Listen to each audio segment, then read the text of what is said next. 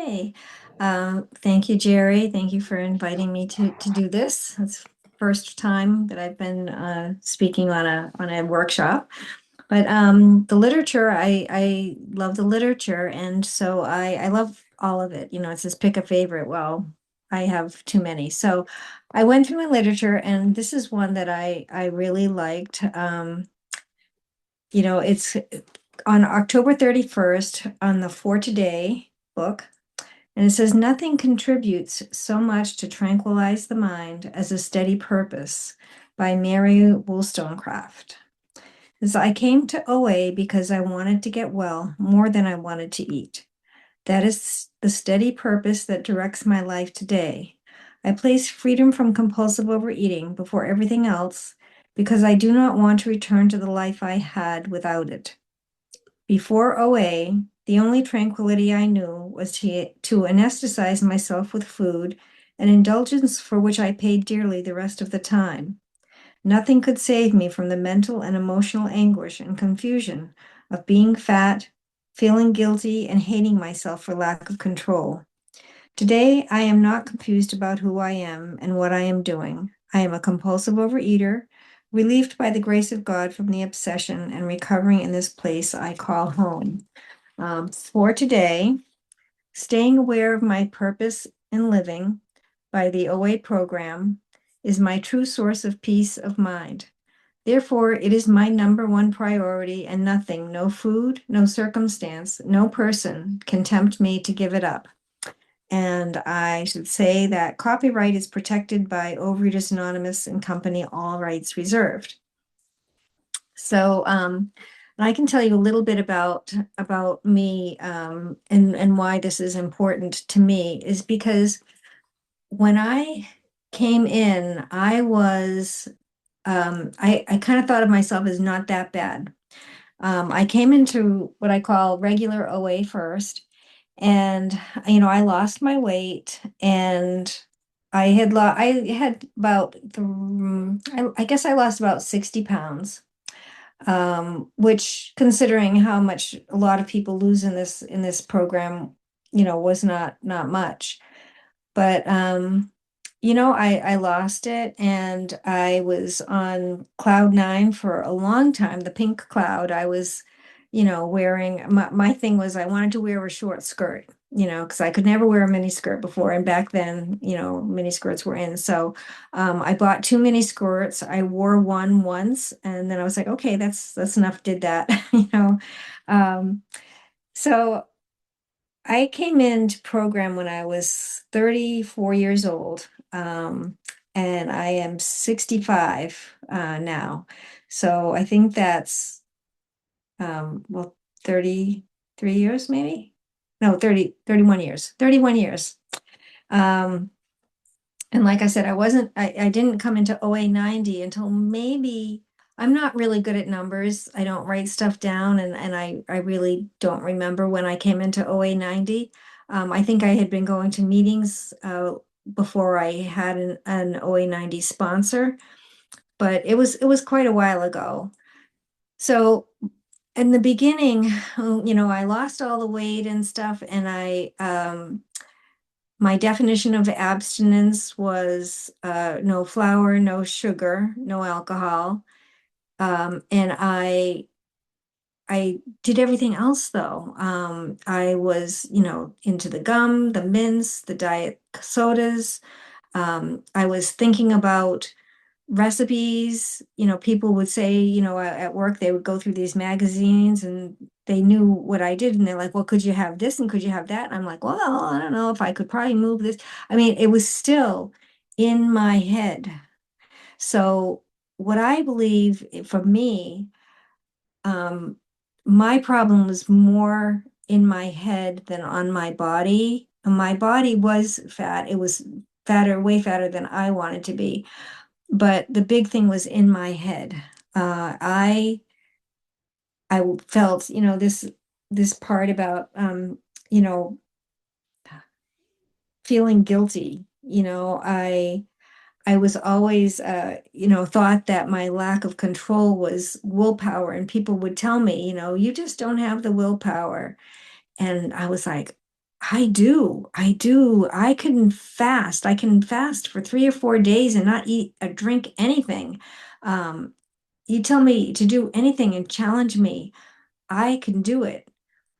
But it was like not something that I couldn't just have a little bit of anything. I could not eat moderately. I could not do the things that, normies could do. Um, and that gave me mental and emotional anguish, and confusion of being fat, like why would so many people, like they say drink in the big book, drinking alcohol with impunity.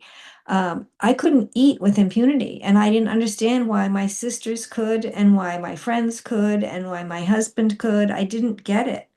Um, and so what I wanted from for my whole life, what I wanted was to get it out of my head. I didn't want to think about food all the time because I did. I thought about food all the time, whether, it was how to get it, how to eat it without people knowing, how to put stuff, away in my pockets or whatever so people couldn't see me. I was a big one on helping people clean up the kitchen because, I could maybe take some stuff. Um, it was just, for me, it was so crazy in my head that I could not live a sane and normal life um giving up, going into OA90. I'll tell you what happened. So when I uh when I went into OA90, the reason I went in is because I had broken my abstinence. Part of the thing in when I was in regular OA is I just was never totally honest. I would tell people that I was having, 1 ounce of, grain at breakfast, but really I was having 1.1. But in my mind, because I was consistent and I was having 1.1 every day, I was okay because I just, my mind was thinking like that. I just was not honest. And, if I switch out my peas for carrots, and it's like, what's the big deal? I didn't take this program um, as seriously as I should have. I just thought, hey, I'm thin. I can do this. It was still about me, me, me. So I ended up breaking my abstinence, and it was kind of in a big way. I had a little bit of something. I was hiking with my son and my husband, and they were sleeping at the top of the mountain, and I was, eating some stuff because it wasn't flour, sugar, or, and I was picking out little things. Well, then I got something that was sugar that put it in my mouth. And that just kind of like it just blew up in my mind, and just like, oh, well, I had a little bit of that. I think I'll have some of this. And next thing I was on a roll. I was on a roll. And at that point, my kids were older. When I came into program, my kids were, let's see, my daughter was 2, my son was 5. And so they grew up with a semi-abstinent mother. I was more sane than I would have been. I was thin, and I weighed and measured my food. My,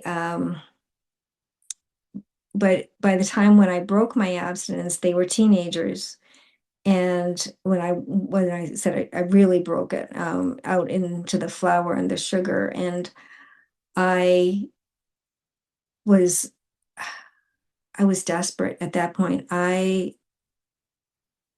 didn't realize how sick I was.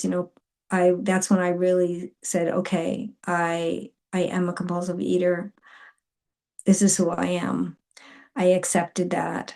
I was still going to meetings because I knew that I was a compulsive overeater, and this is the only place to be when that's what you are.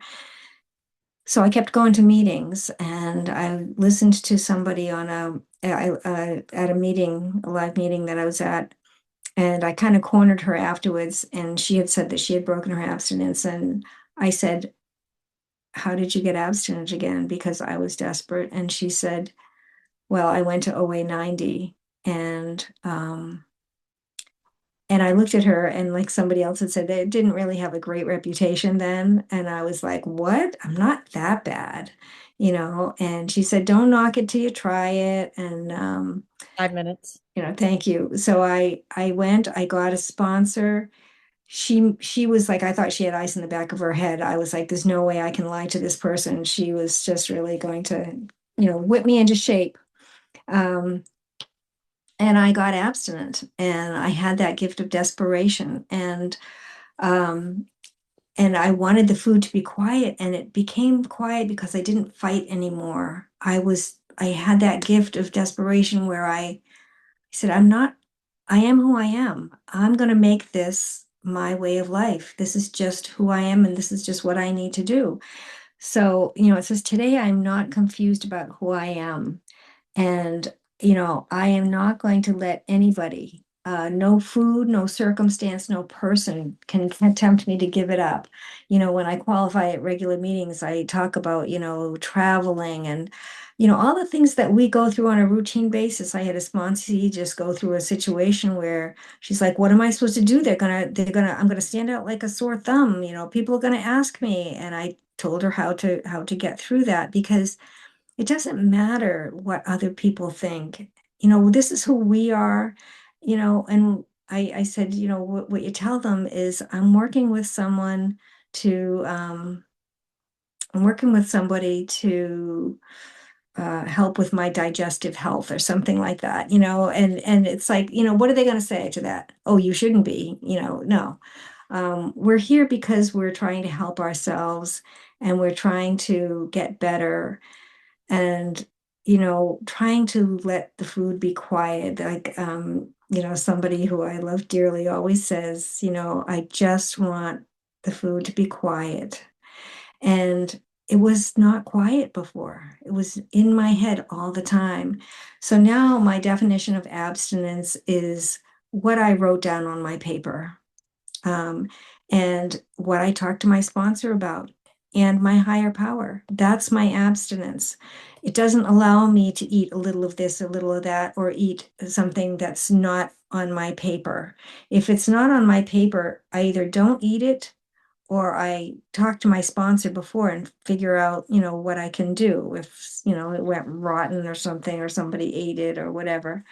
But I am so committed to being abstinent now because my life is so different and it's so wonderful. And my kids are so supportive. My husband is supportive because they know what I'm like without it. When I went through that period of relapse, my kids were just incredulous because they didn't see me like that before, and they were like, "What? You ate that? You ate that? You ate that?" I'm like, "Yes, I did." And they're like, "Yeah, give her what she needs. We'll do it because without it, I am not the mother that anybody wants." So, today, I am not confused about who I am and what I'm doing. I'm a compulsive eater, and I'm relieved by the grace of God from the obsession and recovering in this place I call home. And I say I'm recovering, I'm not recovered, because there are times, like someone else mentioned, when I think about food. It's like if something's happening, I'll look at the clock and say, I think I'm hungry now. It must be time to eat. And it's not time to eat. And I do things instead of going for the refrigerator or the cupboard, I go for a walk, I make a phone call, I read some literature, I do One minute. something, thank you, so that I am not drawn to the food because this is my life and my life depends on working this program and being having that stuff not going on in my brain because my brain it's a nasty place. It's a nasty place. So to keep the food quiet so I'm not thinking about it all the time is a blessing. And I know it's my higher power, who I choose to call Papa, you know. So thank you very much for inviting me. And again, my name is Janice.